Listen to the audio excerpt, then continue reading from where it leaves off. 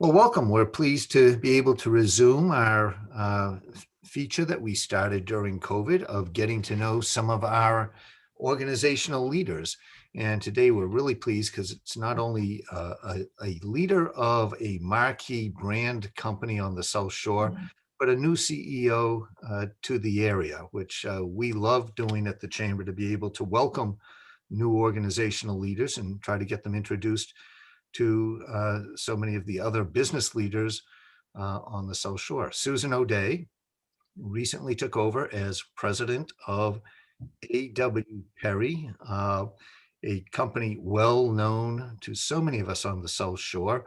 I think fifth generation, Mhm. That's right. Susan? Yes. Fifth Yep. generation, all family, Mhm. which is kind of unique to have that. There aren't too many businesses on the South Shore that have been in the family for that long. I think we have, other than Zildjian, which is about 400 years, Wow. a little 400 going back to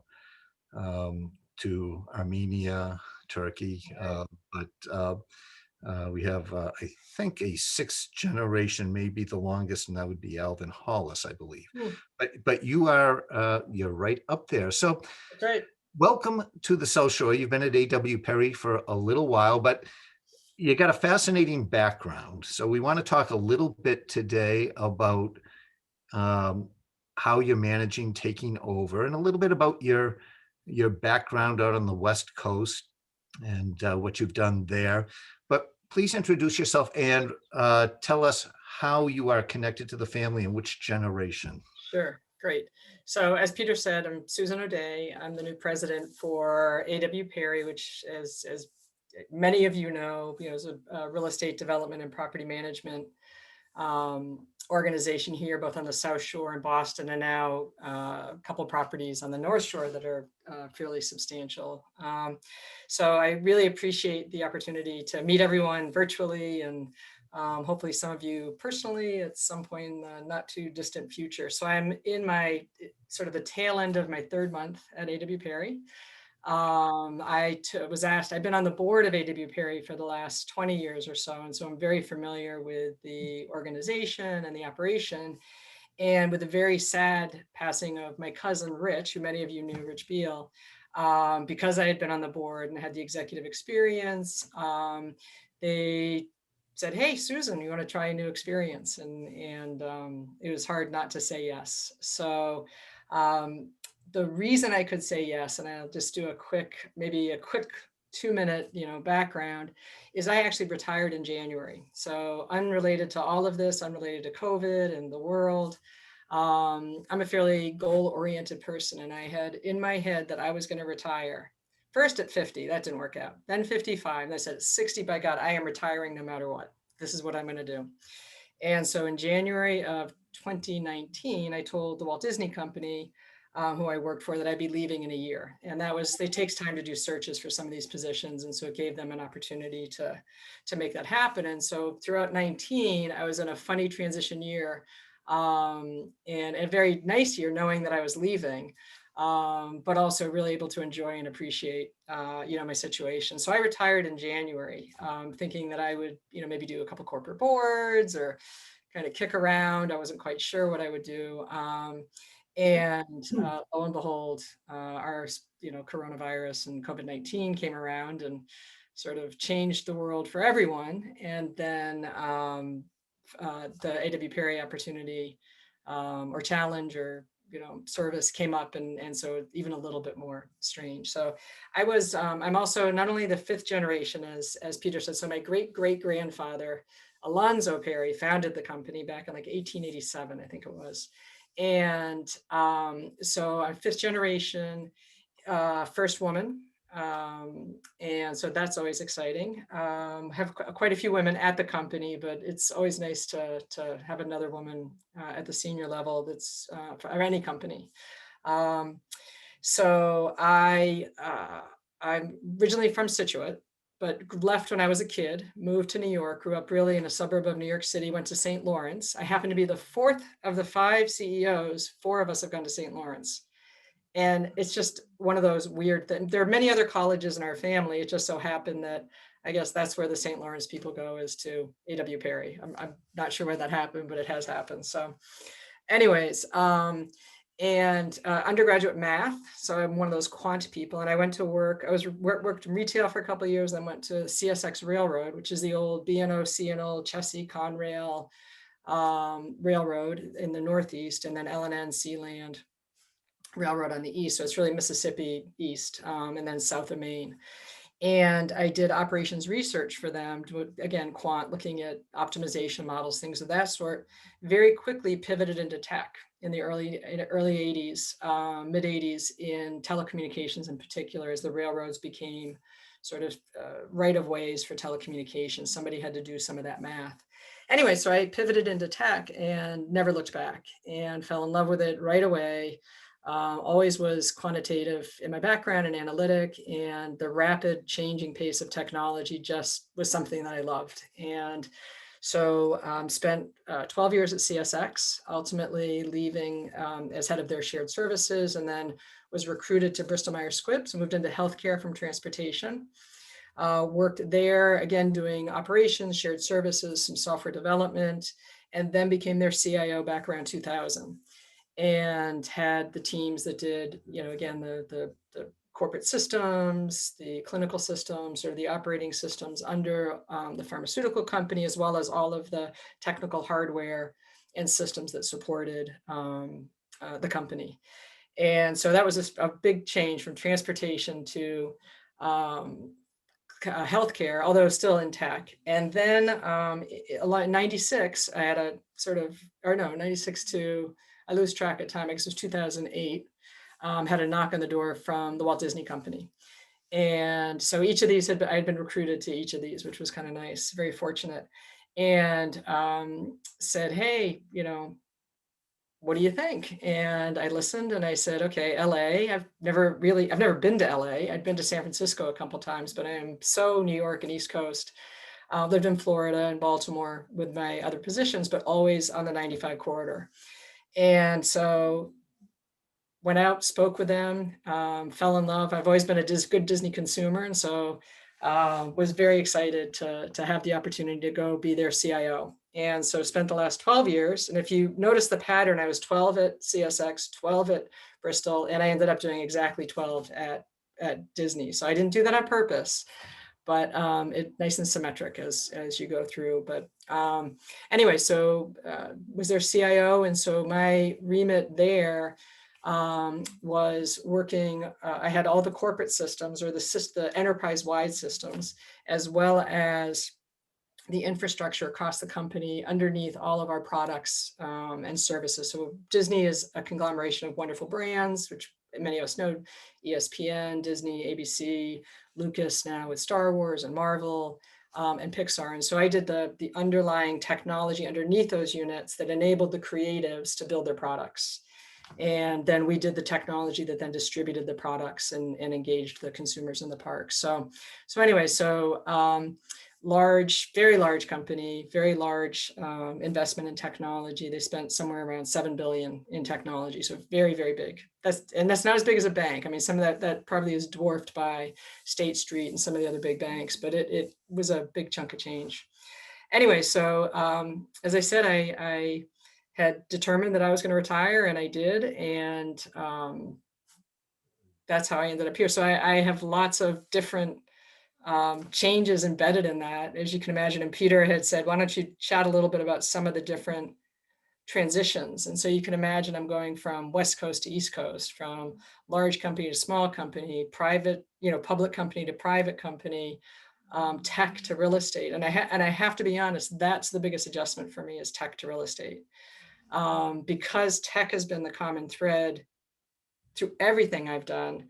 That's the one that is, the thing that I land on. It's my expertise. It's my core capability. I mean, I think of myself as a good leader, but it's still grounded in being a technologist and an engineer. So it is a big shift there, but it's been wonderful. I think all of as we get older, change for some, I know, can become harder, but I also think it becomes easier because we know that change is temporary and eventually you get through it and things become normal and, off you go. And so I'm in my, as I said, when I first got on the call, this is sort of my month 3 at A.W. Perry. And the chamber has been incredibly welcoming. Everyone I've met, the economic council part of it, this part, I mean, it's just been amazing. So I appreciate everybody coming in. I'm going to let Peter guide me a little bit because I can ramble. As I said to him when I got on, I did a lot of speaking for Disney and they'd say, okay, just go talk about this. And it was like, turn me on and I'm, so I'll let him guide me a little bit to what might be useful. So, so let me ask you, you talk about the change. I would have thought you might have said that the change was difficult because you're coming from an enormous international brand company to a family-held brand company. But when you mentioned tech to real estate, I immediately think came to mind was, well, Perry is all about relationships. Right. And it's a relationship business as much as it is real estate. And I never think of the tech field as a relationship Right. industry. So how hard is that from Right. going from math genius, tech wonk, to, gee, you gotta get to know all the tenants and Talk to people and all be of that. charming. And you It's gotta hard to be charming all the time. Holy cow. you're probably the one person thrilled we're in COVID and not meeting Right. personally. We're all doing our things on Yeah, screen. yeah. No, you'd be surprised. Yes, there's probably a few of us out there that just to sidetrack for a moment. One of the interesting, I think we'll see, when we're writing stories and books about COVID, one of the things that happened with COVID, it became a moment beyond the social and political pressures coming at us during this period. It actually became one of the more inclusive communication eras because this as a forum of communication allows all of us to participate, and we can participate in equal size boxes. We participate in equal voice. We can watch, we can talk, we can raise our hand if we want to. The introverts are able to participate without being called out too much. The extroverts sort of can sit at the top of the screen and talk to each other. So I think that whether this will carry to human communication post COVID, we'll see. But as a means of communication that's much more inclusive, again, it depends on technology, and so there's a big element of exclusivity there and privilege there. But in general, this is a whole new way, and the kids have known this for years, right? That's why they're constantly online, and us old folks are now going, oh, I get it. This is kind of comfortable at times. Anyway, so I digress. Yeah, the brand part of it is very similar to me. I mean, A.W. Perry, at the end of the day, as you said, is a relationship, and we talk about that's a relationship-driven company. And so what we're about is that we have very long-standing tenants, and there's a reason for that, and that's by design and hopefully by service. And so the brand becomes really important. And so as we make decisions about what we're doing, what we're developing, how we're developing it, how we're working with the towns and so on, the brand or the name, I mean, so I'm Susan Perry O'Dame, it's literally in my name. And so I don't want to screw it up. And so you feel that, I know John's on here and other people from the company, and you feel it. I mean, there's pride in it, and there's also a, responsibility, and the same was with Disney. I mean, so Disney was, fundamentally a brand company, a storytelling brand company. And that's really what it was. And then beyond that, it was surprisingly a very large tech company. Most of what it did was digital, other than the park experience. And even that is highly technical now. It's all technical, it's all digital. So it's an entirely digital business when you think about our distribution channel or their distribution channels. So anyways, relationships are fascinating to have to do. And I certainly am more comfortable with people I've met than people, I think the meeting people initially. I think most of us are probably more socially adept than we give ourselves credit for. I think nobody likes to, well, not nobody, many people don't like to go to a party where they don't know anybody. And we all think, oh my God, everybody's looking at me, or it's so uncomfortable. And I just, as you get older, again, you just kind of go, no, that's not true. Just go for it. And I think that's true in business. I had to send a note to a couple folks yesterday, and I don't know them.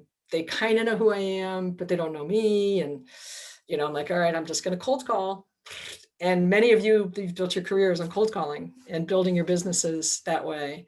I haven't had to do that. I've been behind the scene of people selling stuff or building reputation. It hasn't been my gig to go get Disney consumers. Had to build products for Disney consumers and others based on other people's vision. But I didn't have to go like do it. And so that is, Peter, I mean, it's spot on. That is actually the, the core of what's different for me. But I think we all do it. We all get comfortable with it. I'm familiar with the area that helps. Having folks like you and others has helped immensely. A.W. Perry's reputation is, helps even more. So, and Rich was so beloved that I think people are really cutting me a lot of slack, knowing the situation that we're in with the transition from Rich. So, Yeah. How do you have some sense, coming from that creative tech mhm. background that you were so deeply involved with, do you have any hunches as to what the post-COVID world looks like for business Yeah, and real estate, and what this is going to mean for business operations? yeah.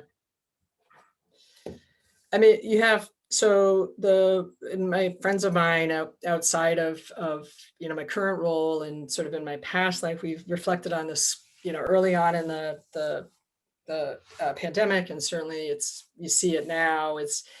And you all feel it. So this is not going to be rocket science, but obviously the country and the world, and the U.S. in particular, though, was in the beginning throes, probably year 10 of a 30-year, 20-year technical transformation. We went from industrial to information. Now we're really going from information to digital. And we were really kind of in the first third of digital. And the difference between information and digital is digital kind of has a mind of its own. I'm exaggerating, but it doesn't depend on people um, telling it what to do or asking questions. It kind of figures out and starts to show you where's value, what are things you should be doing, how do you think about it, and you're able to exploit it in a very different way at a much larger scale and much faster. So we were kind of in the first third, the first couple innings, if you like baseball analogies. I am a New York Yankees fan, so that has been a major challenge. And so I know everybody will drop off the call now, but it is. So and I live in Fenway right now, so it's like a whole weird situation. Anyways, but I'm learning to cope. Anyway, so we're in sort of this first third. We were in this sort of first third of this digital transformation. That's a couple decades long change. And this just has taken probably and accelerated by 100%. So now we're kind of in the middle or half, where we wouldn't probably have been there for another 5 or 10 years. And some of it is really good change, this being one, this mechanism. I mean, video conferencing and remote work and things of that sort have been in the tech and HR world for forever, maybe 10, 15 years, and at a very increasing rate. But for general business, it's been a very slow, relatively slow adoption, given how fast it was and ubiquitous it is. So now, obviously, it's here. Digital transactions are here, controlled digital transactions. So I think the lasting impact, so let me go to your question rather than kind of rambling, is I think it's an acceleration of what was going to happen anyways. And so within different industries, their physical supply chains there are being digitized. So there's an overlay of, if you're moving goods from point A to point B, it's equally as important that the data associated with those goods from point A to point B map exactly. You have to have that digital supply chain in parallel to your actual supply chain, or you're lost. Your suppliers are lost. You don't know where your goods are. You're wasting capital in inventory, and your competitors, particularly your large competitors, are guaranteed to have that capability. And so now, as you move down in terms of size of company, you have to have that to be, it's table stakes now as opposed to a competitive advantage. So you have this, acceleration of this parallel representation of your business that's a digital representation of your business that has to be in real time. And so what that means is, and we all know it, as individuals or cogs within that wheel of a company, it's as important to record the data about the transaction you just executed as it is to actually perform the transaction. That the data actually has as much or more value in some cases than the actual good that you just transacted. And I think that is becoming more conscious to people.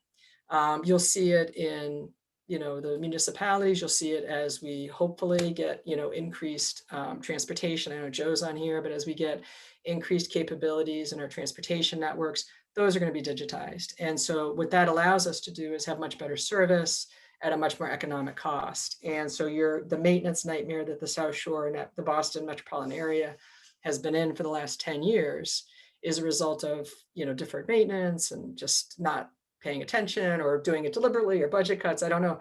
But in the future, if it's digitized properly, it's too transparent now. You can't allow that to happen. The systems, if you will, won't allow that to happen. And so you have a whole new change. So I think this digitization of our businesses is here and accelerated. It was going to happen, and now it's accelerated.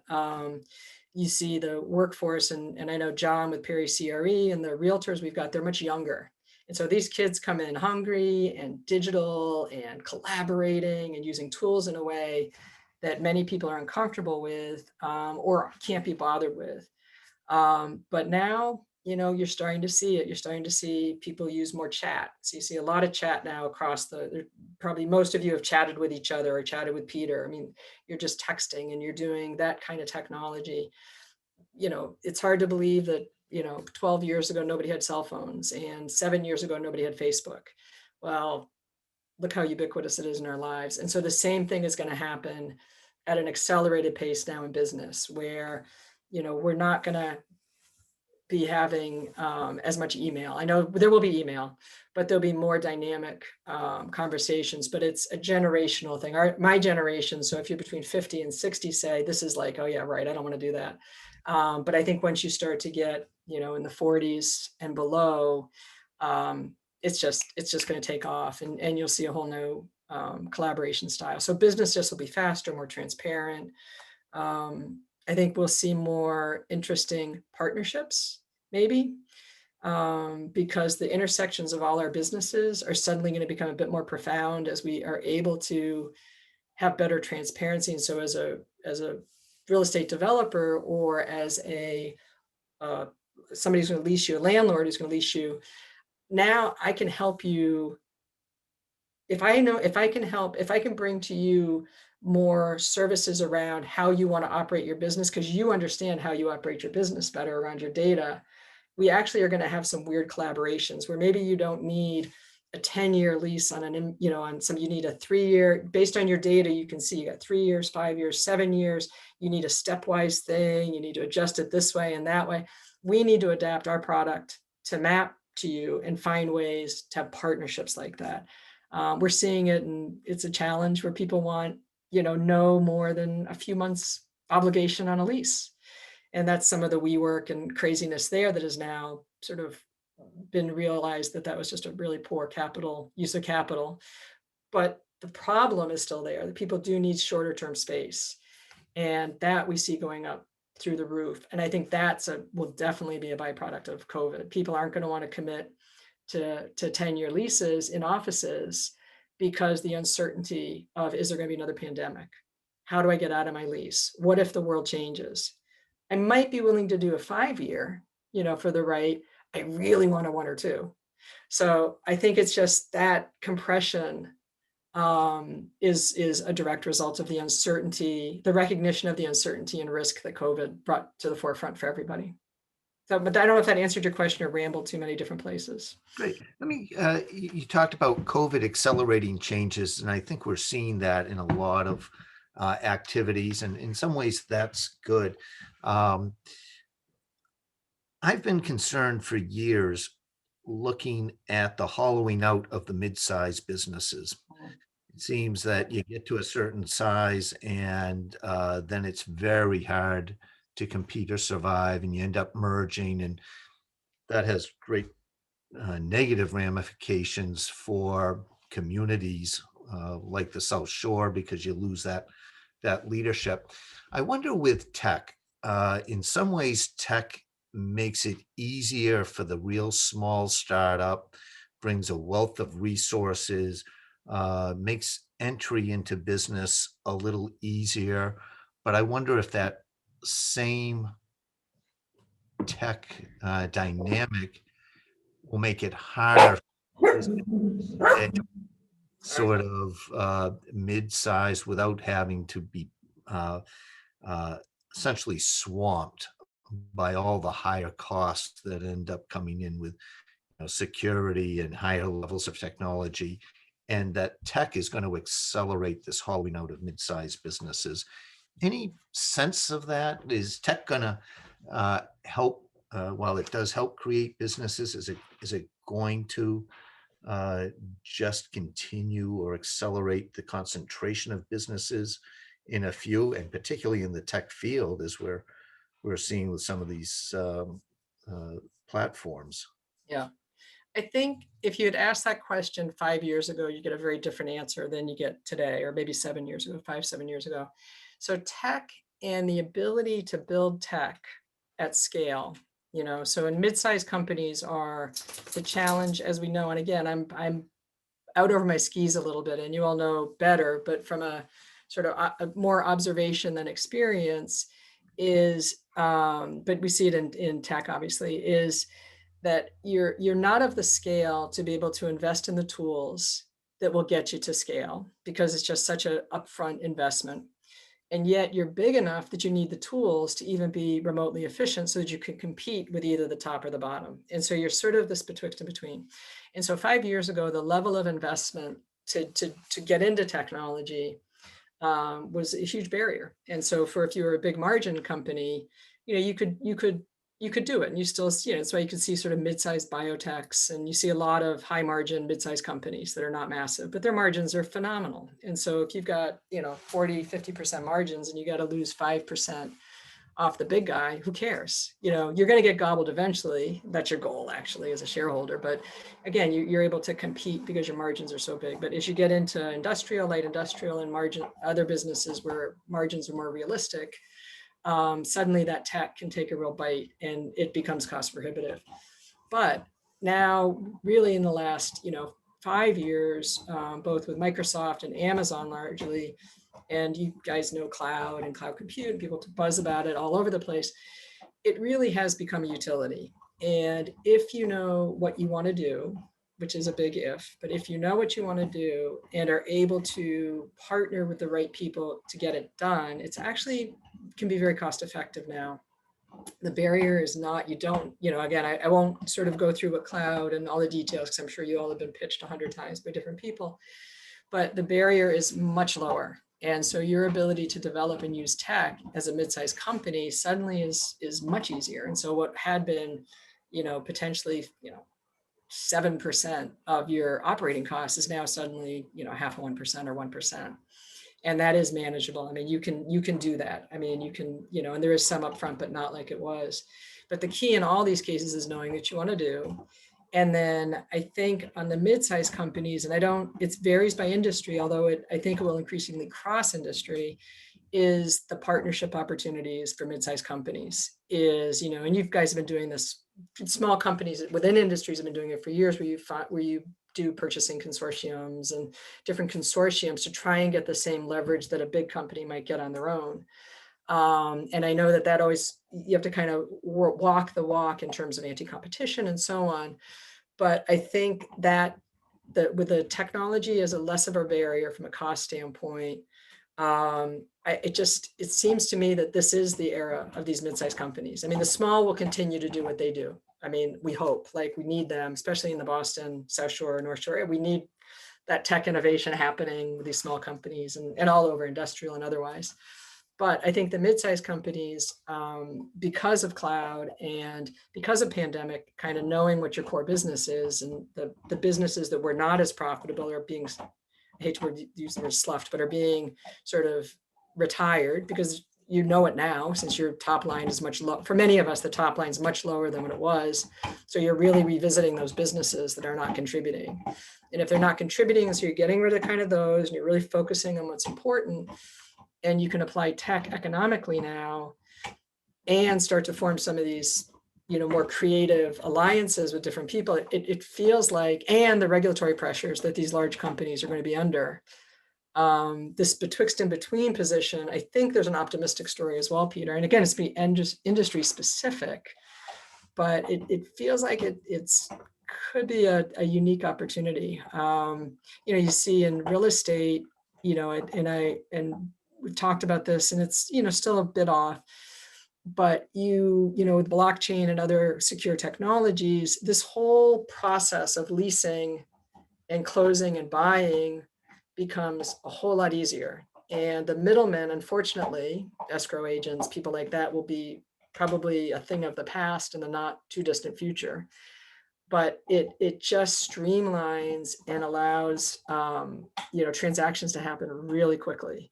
So if businesses know where they want to go and know what they need to do, and really in our industry specifically, if we're able to respond quickly and make that happen quickly, we should be able to compete actually better than some of these big guys who are just trying to run numbers. They're just trying to, as I'm learning, just do transactions and not really think about, they just, anyway, so we'll see. I don't. So, Susan, I'm going to pivot to a couple of conversations and pull in some other people. So I'm going to give them a little bit of warning. First of all, I do want to introduce, we have our current chair, Renee McGinnis, who is here. Renee, you want to wave? And, yeah. And actually, Susan and I have met via Zoom. And then some past chairs, Ken Quigley and Paula Harris, are with us. And I love Paula's comment hopefully she'll highlight that, but her comment in the chat. And then we have a couple of other new CEOs that I can at least identify, and we may have more. Dale Shadbegan of Cape and Plymouth Business. Dale, are you on? Are you here? And then Lisa Corrigan, I think, may be here from South Shore Staffing, new CEOs. And I want to get to a couple of issues. First, as a new organizational leader, how can the chamber help you? And then I want to talk a little bit about the cultural economy and entertainment and filmmaking. And I'm going to call on Ken to help with this. But we're beginning to look at the chamber as part of our economic plan, the cultural economy on the South Shore, which most people think about as arts and music. But we actually have, we've got some stakes in filmmaking, or what would broadly be considered filmmaking or entertainment making, with commercials, TV shows, movies, shots down here. You come from that world, and I know Curry College has an active department in this area, but you come from that entertainment field. What are the opportunities for regions to get a piece of that entertainment economy in their regions, and what's it take? Well, I think, the explosion and Ken can certainly speak, the explosion in content is extraordinary. And so the amount of content that's being produced today is insane. And again, the technical innovations in digital image capture allows it to be much more mobile at a high quality than it's ever been before. And so you still have to have the big trucks and the lighting and whatnot for certain productions, but not always. I mean, so filmmakers are able to be much more dynamic and spontaneous in their work and not have to have quite as big a rigging as they have had in the past, which to some extent is limited where they can go. And where cities and towns will let them go. So you have this, shift to more dynamic, smaller, easier setups, and then this pull for just mass new content, not just in the U.S., but that is global. And so I would, just anecdotally, I would focus. I think the opportunity is global. I wouldn't just focus on the Netflix and the Amazons and the Disneys and the so on. I would look broadly and think about where are there other You know, Boston and New England in particular, and the South Shore looks like the US. I mean, you see the shoreline and you think US, and you think, you know, Murder She Wrote, or, you know, whatever it might be, which to Europeans looking at the US, they're gonna be like, oh yeah, it's Murder She Wrote, you know. So anyway, some of the shows the US is sending over are very quintessential New York. You know, they're kind of modern cities, but not glass towers, because that speaks more Middle East. It doesn't speak the US. The US is kind of grindy, you know, grungy cities. And so, not to just because of our age, not because they actually are grungy and grungy, but they're just the nature of the materials used. So I think global opportunities are real, and how does the chamber and others sort of outreach to that beyond the traditional studios? I think could be opportunity. You know, beyond that, I think being flexible, they always, and you know it, they're after tax breaks. And I think companies and towns and municipalities have to be careful. I mean, it is that balance of Boston's unique, South Shore maybe is as well, because of the iconic geography. And so there's a high marketing value to having those properties. And so it may be worth trading off any revenue in order for the marketing. But that's a slippery slope, and these guys are there to make money, and it is you know, the creatives want their locations, but the bosses want their money, and they will milk. That was the big lesson for me going to Disney, and I don't want to say this is specific to Disney. This is specific to, you know, they go after the money. I mean, like no industry I'd ever seen. I mean, they don't mess around, because it's very episodic. Each film has its own P&L, you know, so you got to get every cost out of each production. And so these tax breaks and concessions from municipalities and others are very important to them. Excellent. Ken Quigley, can I put you on the spot? Can you tell us a little bit about the communication? It used to be the communication major and department that I think you were feeding into Hollywood. I think you've probably rebranded that or broadened it, but tell us what Curry does in this field with preparing the talent pool in the entertainment communication world. Thanks, Peter. Um, we have a fairly large communication program. We were actually founded as a school of expression in Boston. We have an FM radio station that broadcasts, and we have a digital TV program that are donor funded for us. And we try to prepare students for work in the industry across the spectrum of opportunities, both sides of the camera, content. We've had a lot of success placing kids with ESPN and Nesson. The Golf Channel, we've got an alum who's one of the most senior folks there. And that's where our students have tended to end up, Peter. You and I met with a number of folks over the years who were going to bring various film studios to various locations on the South Shore. But that's where our program really lies. We also had a group that was going to bring Disney World up to Plymouth about Yeah, 20 years. yeah, more than that probably. Yeah. But yeah. So Ken, you know, years ago, a lot of your internships were out in Hollywood, but somebody recently gave me a list of TV shows and movies produced on the South Shore the last 20 years. Are you finding more of the students finding work locally because there's more production being done here for commercials or shorter things than full-length movies? Absolutely. We're also seeing students get more and more internships in small firms, startup firms, those sorts of things. You know, still all the traditional broadcast networks and those sorts of things, but we're really seeing an awful lot of internships in very interesting small companies. Yep. So I'm going to ask you, Susan, but then I'm going to follow up with Lisa and Dale as new organizational leaders to the area. How does the South Shore, how can a chamber or a business community or some of our leaders help welcome new CEOs to the area, get you comfortable, help connect you? We've got one of the nice things about the chamber is joiners are givers, and we have an incredibly generous pool of business leaders who want to help each other and welcome new leaders in. What can the chamber and our members do to help you with this transition into a local company? Well, I certainly will let others answer more specifically. I mean, this type of exercise, the just participating in the various committees, the introductions, just having the access to the network, who's in the network, who are they, and has been for me invaluable. And because I'm somewhat familiar with the South Shore, not deeply, but somewhat, it's less about learning the South Shore and more about learning the people and the businesses on the South Shore.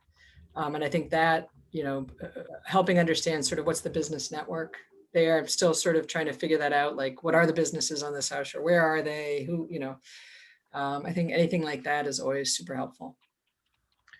Lisa Corrigan, are you on? And I am here, Peter. so Lisa is just bought South Shore Staffing, which is a major staffing employment organization that's been on the South Shore for some time. She just bought it a month ago, maybe. Congrats. Lisa, what do you look for from the business community to help you get settled in as a new leader here, and how does the chamber help you? Well, a couple things, Peter. Just in dealing with Linda over the past year, she spoke so highly of the chamber and the relationship she made. And one thing I will say from our industry, from an industry perspective, our business really is built on strong, healthy, trusting relationships with our clients.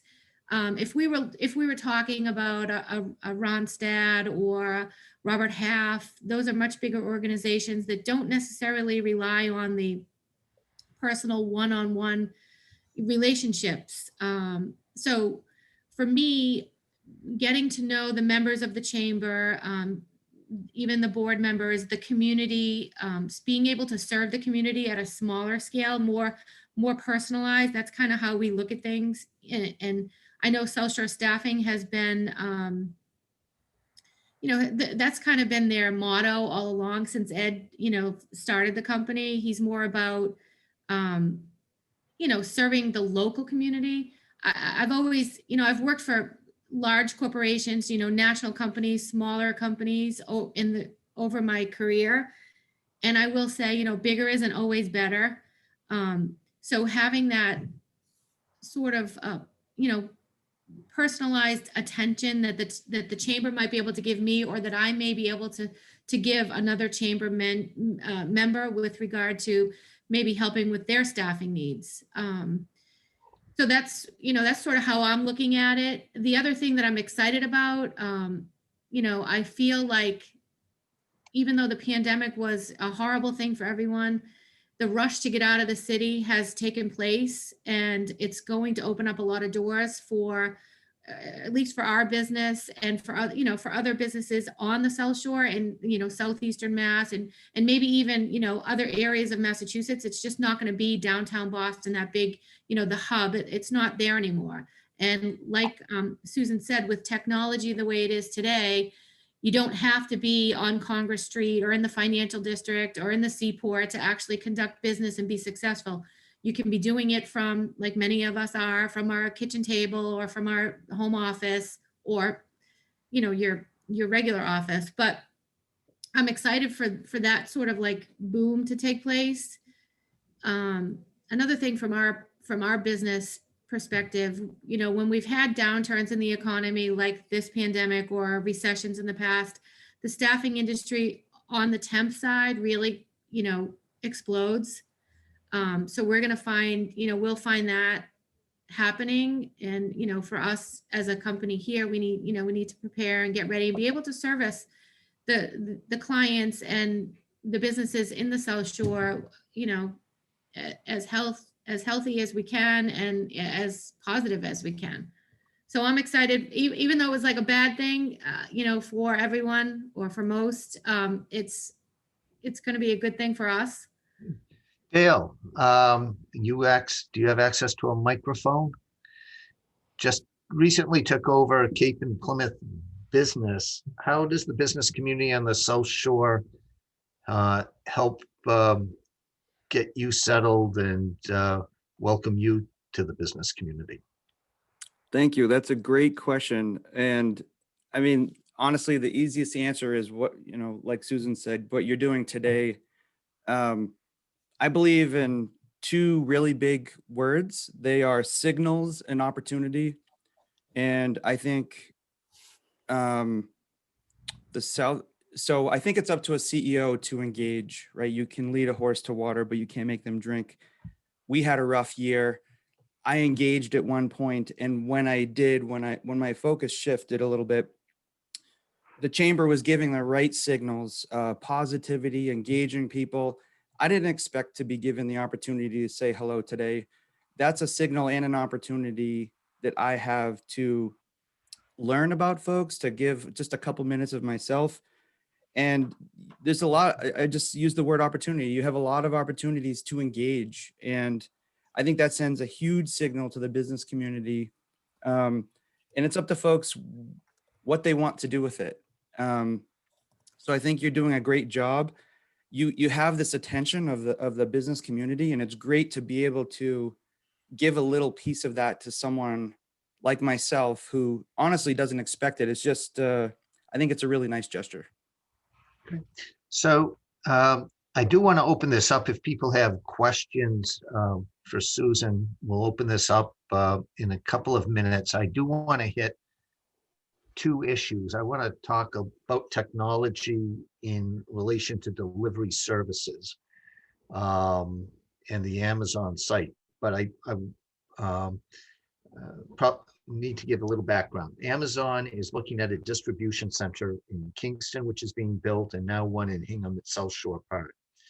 And one of the issues that has been brought to the chamber's attention by some of the businesses in the park has been that the problem with the Amazon model is that all of their last mile delivery are by independent contractors, the Uber style drivers who are just going to line up, get a package, get that box of shampoo and deliver it 2 miles away or something.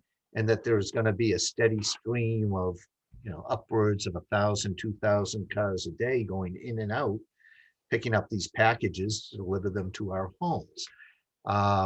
And that's got my attention. The chamber's always been supportive of independent contractors, and I'm pleased that the California voters protected independent contractors in their last referendum. But You're welcome. As a California voter. How does how do you see the tech working with things like delivery? And you own a big portion of South Shore Park, but how concerned do we need to be? Joe Sullivan, former mayor, heads up our transportation group. We're looking at regional transportation issues. Is this going to be a major issue? It's not just Amazon at South Shore Park, but other businesses where the technology is going to put a lot more cars on the road. At one hand, we're going to maybe be commuting a little less to Boston. On the other hand, there are going to be 10,000 cars filling up the streets waiting to respond to our signal that we need something. Yeah. I might add just a tiny, so the Amazon in particular, not to defend Amazon at all, but I appreciate their model and just want to tweak it a little bit. So what they do is the bulk of their deliveries, they want actually through their vans. And so you see these big and an increasing number of vans coming into the South Shore and elsewhere. And then what they try and do is then use these individuals, as you describe them, Uber driver, or they call them flex drivers to make up the delta.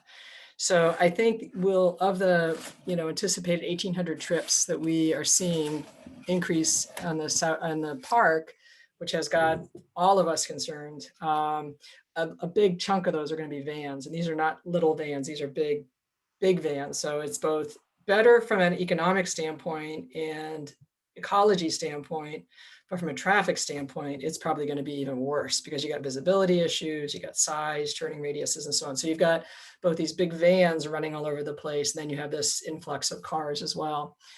So I think Amazon is, and as the example, is trying to use technology to consolidate as much of those trips as possible. And they're reaching out to the consumers and asking consumers to consolidate as much of their purchasing as possible. But once consumers and tech does as much of that optimization as possible, you were kind of stuck with the volume of cars and vans and things going through as long as we continue the growth and fully anticipate that growth. I think every study I've looked at says that growth is just going to continue. From a technology standpoint, once you've sort of optimized, for the least number of trips, which they're not optimizing today for the least number of trips, they're optimizing today for the maximum profit. So, as we would, as all of us would probably do as owners of business, if you don't believe in the communities you operate in. If you believe in the communities you operate in and want the whole to be better, you're going to optimize on other things in addition to profit. And so they right now are really profit. So a lot of the work that the chamber is doing and we're trying to do is to say, hey, Hingham and Kingston or wherever else, we need to focus on more than their profit. You need to look at obviously the impact to other people's profits, the land value, the property value, the disruption, and so on. And so thanks to Peter and others, Hingham certainly as a smart community gets that, and they're really focusing on it more and more, and hopefully significantly, because they have to, the technology that's going to end up being used is traffic monitoring, much more than just a few checkpoints around town, and much more than just on a batch or an occasional basis. So right now, on the demanded basis, we go monitor the traffic. We're going to be this new development, let's go look at the traffic. But you really need to treat it as a municipality, in my opinion. You really need to look at it just from a flow control, and it's continuous. And then you have to, when you approve these projects that have a material impact, you have to throttle them. You have to say, as conditions of their programs, you may not exceed this many. And if you do, you're either going to pay this massive fine that's going to allow us widen the roads, or you're going to reduce your traffic. So I think the technology will help us identify what throttles, what are the optimal throttles that we need. So that, because again, like and using Amazon as the proxy here as the devil right now, but it could be anybody, they're using up the spare capacity. And that's kind of not fair to the rest of everybody else. And so then future developers, it's like, oh, now what are we going to do? Because now I have to convince them to go spend, $15 million to widen that road. I'm probably not going to be able to do that as A.W. Perry, and most of us as small or mid-sized businesses aren't going to convince them to do that. Amazon probably could partner with them to make that happen. But again, they're optimizing for profitability right now. So anyway, so I think technology will help with the traffic management, traffic monitoring, the predictability, the predictions of when we're going to have problems, and not just Christmas. You need to be more finite than that. There's data that would show us, and this is where digitization comes in. There's data that will show that 10 o'clock on Thursdays, in the case of Wind Supply and Lori Bateman, who runs that company, at 10 o'clock, that is her time where she's got more vans coming and going out of there that are essential to her profitability. And so we have got to make sure that Amazon, if it's not optimal, if it's not essential for them, they shouldn't be sending trucks out at 10 a.m. So it's that level of sophistication we actually can get to when you have a closed system. Our park is a dead end, unfortunately. We'd love to connect it to Rockland, but it's not. So, but anyway, so I think that I'm rambling because I get all excited about the technology, but there are solutions here, but they're not easy. They take commitment, and you have to optimize. As business leaders, we have to optimize beyond just our own profitability and look at, which many of you do, obviously, and the chamber certainly advocates. And how do we end up better as a whole with all these investments as opposed to just better as individual companies? Great. This has been a great session, but I do want to give people a chance if they have a question and want to ask anything or welcome you or whatever before we wrap this up. And you're either going to have to raise your hand or just unmute yourself and speak. Because unlike Susan, my tech ability is. Dale, go ahead. I saw you raise your hand. Are you muted, Dale? Is that better? Yes. You'd think after a year I'd have this down. I have an IT degree. I just want to say I'm very impressed and very thankful that we have someone with your level of passion and experience right in our little corner of the world. Well, that's very nice of you. We need to compare notes with your IT degree and get a little hack going. Get something. I'm trying to leave it behind me. No, I can't. Yeah, but thank you. No, and welcome as well. I mean, I think you're from the area, but new to the role, or is that? I'm from central Massachusetts.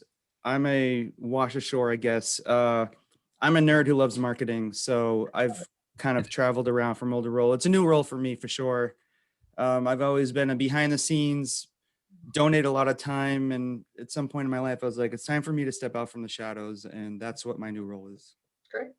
Susan, one of the things you'll find, and Dale and Lisa will find, I hope that I've seen at the chamber, is the South Shore has an incredibly rich vein of entrepreneurship because we have so many mid-life career changers who have given up on, have had enough of the big corporation or the Boston commute and are choosing lifestyle and starting their own businesses or doing their own thing down here.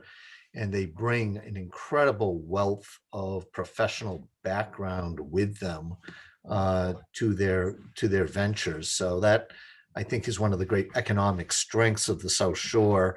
The chamber's got to figure out, geez, how do you tap into that, grow a real economy, a stronger economy? Because it speaks to your culture too, right? The cultural whole, I mean, because it is I'm one of those chickens that couldn't do it. I'm corporate all the way, right? I needed that umbrella of corporate. But the courage to say, okay, I'm going to go do this.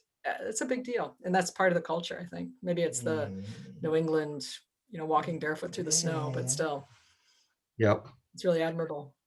I know we're out of time, Peter, but I just wanted to quickly, Susan, ask, because we talk about at the chamber a lot about workforce development and all of our challenges. So we're all challenged with talent recruitment and staffing. Can you just talk a little bit about what you're seeing in your industry as a whole, and maybe in particular A.W. Perry with that challenge? Yeah, I can just give, it's anecdotal industry-wide, but I can just with people as I'm learning, but the, A.W. Perry, this has been a hard time also for, real estate and our downtown properties, obviously our office buildings. And so we're dealing with that. So right now, from a staffing standpoint, we generally are just staying the course. And so our current needs mostly is the growth in our real estate, our realty business, and our brokerage business. I know Tyler's on here and John. And so in that area, we are growing, and that's largely through, you're seeing the big players consolidate and consolidate and consolidate. And as I'm learning, for an individual broker who is more of an entrepreneur than a corporate person, who they hang their shingle behind, I will remain nameless in large real estate companies, but then they become part of the bureaucracy and they lose that ability to go hit the streets and go make some money. And so for us, we're seeing that as great opportunity as brokers are kind of going, you know what, I don't want to go there. They've been my competitor all these years, or I don't want, when they come here now, I've got a guy or gal who I'm going to have to compete with directly in my own shop. Right. So we're definitely seeing that consolidation. But beyond that, our staffing we have a very long tenured, again, part of the company's legacy, very long tenured workforce. I did talk to Joe DiPasquale the other day, who runs the South Shore Park physically. And he was saying, because I asked, is he seeing a challenge getting labor and, craftspeople and industrial help in our buildings? And he said, at this point, no, because because of the timing, people are thrilled to be able to come in and work within their schedule. Now we expect that to tighten as recovery happens, but so far on our contract basis, we've been very fortunate, and probably working with some of your companies, but in being able to acquire talent that way. So we have not seen a challenge. We're not growing at this point, but we'll see. Susan, can't let you leave having come from Disney. 3 questions for you. Yeah. Favorite Disney experience, Okay. favorite Disney product or character, Yeah. and the celebrity in business or entertainment that you were most Yep. excited.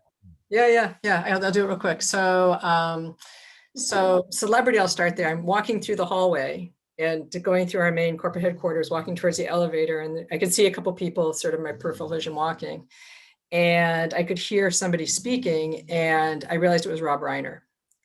And Oh, I'm like, oh my God, that's Rob Reiner behind me. And so then, of course, he ended up getting on the elevator with me.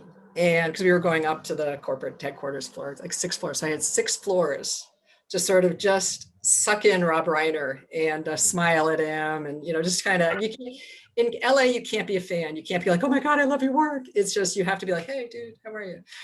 So Rob Reiner was sort of my favorite. There were other sort of ones, but Rob Reiner is just too brilliant. And so then what did you say to him? Just, hello. hey, dude, how you doing? Hello, how are you? Okay. It's it. You just kind of smile and he goes, oh, good. How are you? And you're like, I'm great. Thank you. And you wish you imagine the conversation you'd like to be having with him, but unfortunately it would not be cool. And then I guess the favorite experience has been the movie premieres of all the Star Wars and Marvel movies. I mean, I've just been so fortunate to get to go to those. I'm a huge Marvel and Star Wars fan, is not unexpectedly given my background. And so having the opportunity to see some more behind the scenes there, knowing some of the people that are involved in the productions, and then going to see the premieres are just like really wonderful. And you get to see all the stars and all that kind of stuff. And so, and then the character, and that's a standard Disney question. When you come into Disney, they say, what's your favorite character? So you actually end up thinking about it a lot. And so my favorite character, and it changes. I mean, different people's character changes, but so far mine hasn't, is Pinocchio. And mainly and I've always loved Pinocchio. And I think the reason was that he really never achieved his goal or where he was going until he was the genuine person that he was, the genuine boy. And when he became genuine, really genuine and honest, and that's when he became human and a boy. And so I think that sort of, even as a kid, always resonated me. And then when I had to reflect on it, I'm like, wow. Now that's the Disney version of Pinocchio. I understand there may be some darker parts of Pinocchio that don't come quite through, but that notion of being genuine and not achieving, true goals until you really are just kind of are able to just accept and be yourself. So. And your favorite professional experience from Disney? I think people may or may not know Disney Plus. It's a pretty big, important product. So we had a lot of teams working on the technology, but I worked for the head of strategic planning when I was CIO for quite like 5 or 6 years. And during that period was when we were doing all the acquisitions of the companies underneath that. And so I was one of the leads on our BAMTech acquisition. And BAMTech does all the MLB, baseball, and does all that broadcast. Well, we bought them for the people and the technology, and that's what powers Disney Plus. And it was about a 6-month or year-long acquisition process, in addition to my regular job. But it was one of those that, you were up all night working on it. You couldn't put it down. You were always thinking about it, thinking about what the problems were. How are we going to get this done? It was one of those, and I've been very fortunate to have a few of those, maybe 4 or 5 of those in my career, that are just those projects. When you're done, you're like, oh my God, that was amazing. So that, I think the whole putting together the portfolio of companies for technology under Disney Plus was pretty spectacular. Great. Susan, welcome to the South Oh, Shore. my pleasure. We're thrilled you're here. We're thrilled that it's staying in the family, that the company's staying under family leadership. Very close association for at least the last 15 years between A.W. Perry and the South Shore Chamber. So thanks for giving us all your time today. Oh, my pleasure, and hope to meet many of you. So emails are out there, and let's all connect. So thanks. Thank Excellent. you. Thank you. Susan. Thank you.